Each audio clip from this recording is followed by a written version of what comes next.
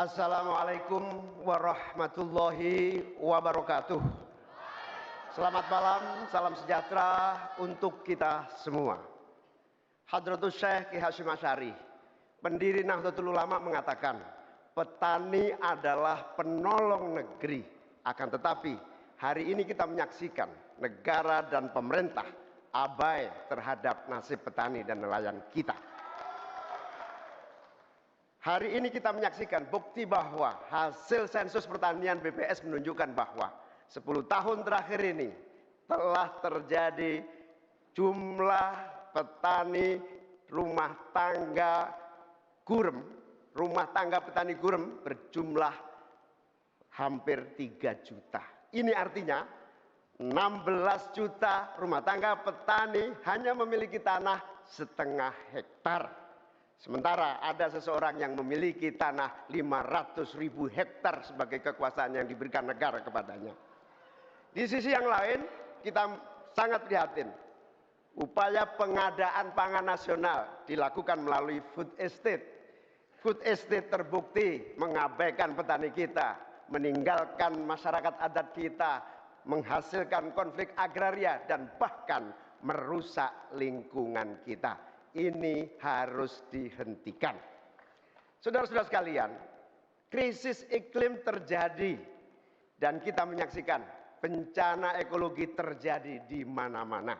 Negara harus serius mengatasinya. Tidak hanya mengandalkan proyek giant sea wall yang tidak mengatasi masalahnya. Kita harus sadar bahwa krisis iklim, krisis iklim harus dimulai dengan etika. Sekali lagi, etika. Etika lingkungan. Etika lingkungan ini intinya adalah keseimbangan antara manusia dan alam. Tidak menang-menangan, seimbang manusia dan alam.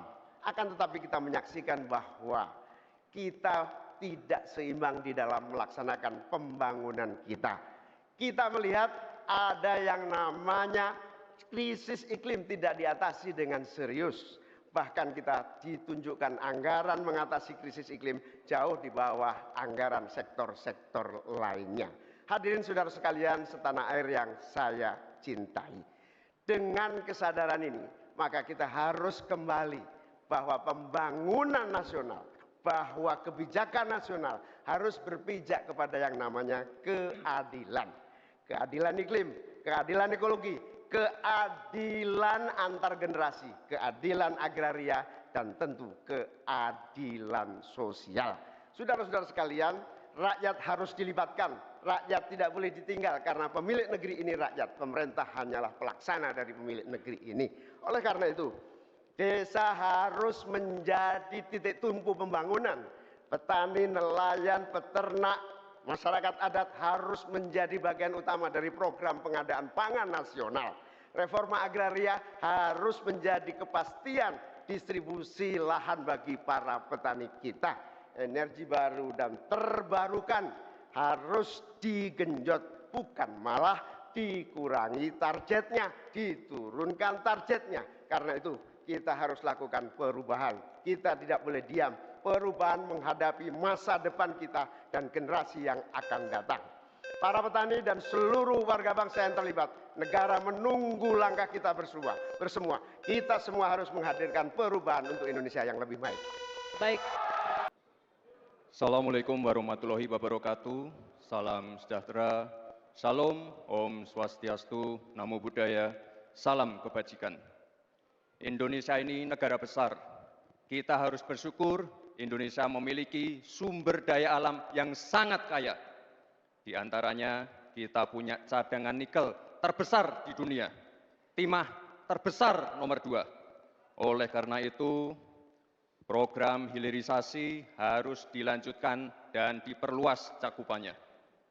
Tidak hanya hilirisasi tambang saja, tapi juga hilirisasi pertanian, sektor maritim, dan juga hilirisasi digital.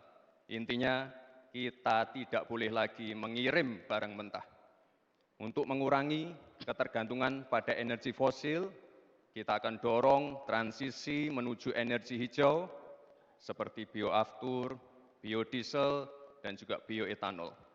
Yang sudah dilakukan meliputi B35 dan B40.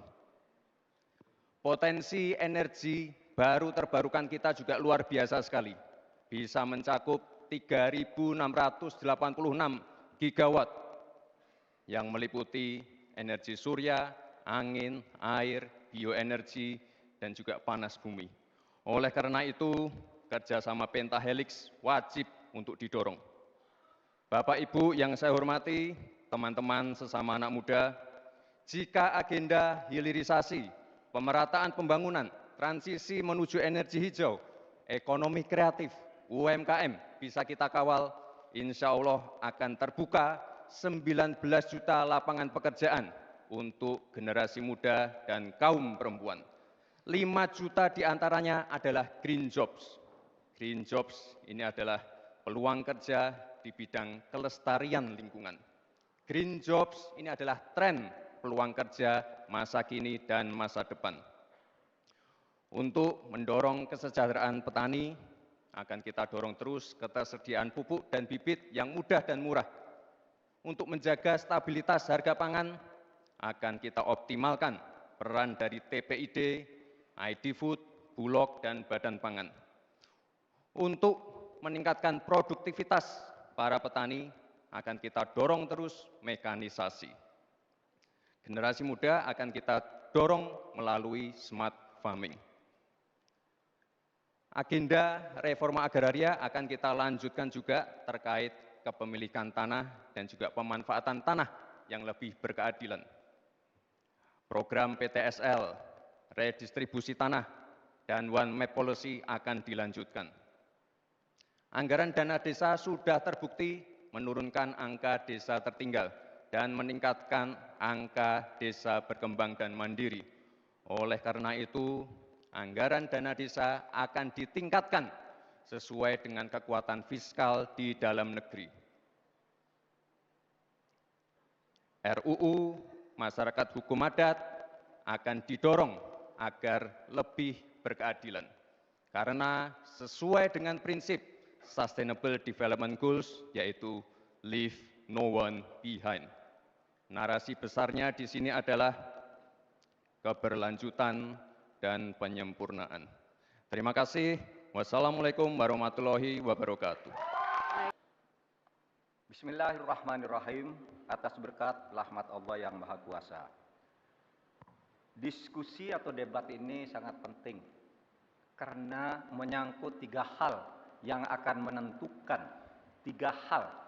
menentukan masa depan negara kesatuan Republik Indonesia dan bangsa Indonesia, yaitu Tuhan, manusia, dan alam. Di dalam kearifan lokal, misalnya di Jawa dan Bali ada istilah Trihita Karana. Di Sunda, Jawa Barat ada Tritangtu, 3, ada Trinitas, Trisakti, dan sebagainya. Di dalam kearifan lokal, bangsa Indonesia masa lalu sudah biasa melakukan langkah-langkah untuk memberikan perlindungan atas lingkungan hidup agar lestari. Bahkan konstitusi kita juga menyatakan bahwa sumber daya alam itu harus dikelola dan digunakan untuk sebesar-besar kemakmuran rakyat. Saudara, sumber daya alam kita sangat kaya, tapi pangan belum berdaulat. Petani makin sedikit, lahan pertanian makin sedikit, tapi subsidi pupuk makin besar. Pasti ada yang salah. Petaninya sedikit, lahannya sedikit, kok subsidinya setiap tahun naik? Pasti ada yang salah. Laut kita berlimbah, udara kita meracuni paru-paru kita. Investor masuk, industrialisasi terjadi, lingkungan rusak, rakyat menderita.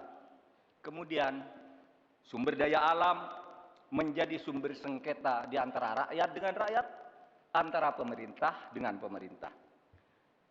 Allah mengingatkan tentang ini dalam Al-Quran, Dhaharul fasadi fil barri wal bahri bima kasabat aydin nas liyudhiqahum ba'd ladzi amilu.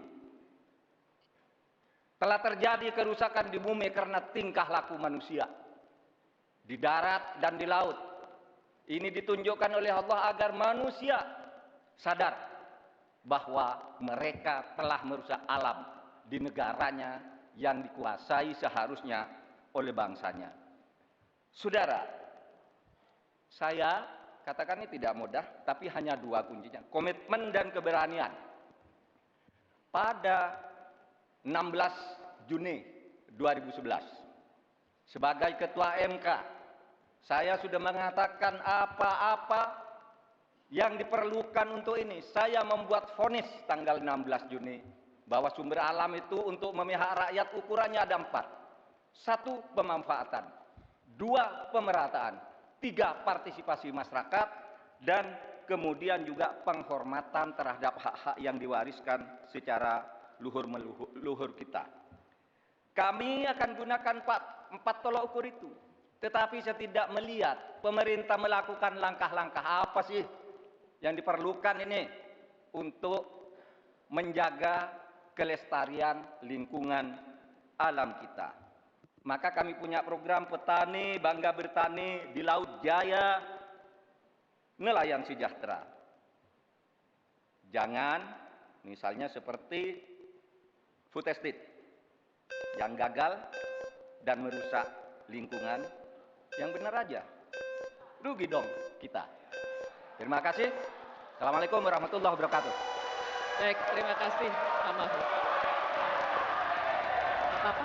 Baik, terima kasih kepada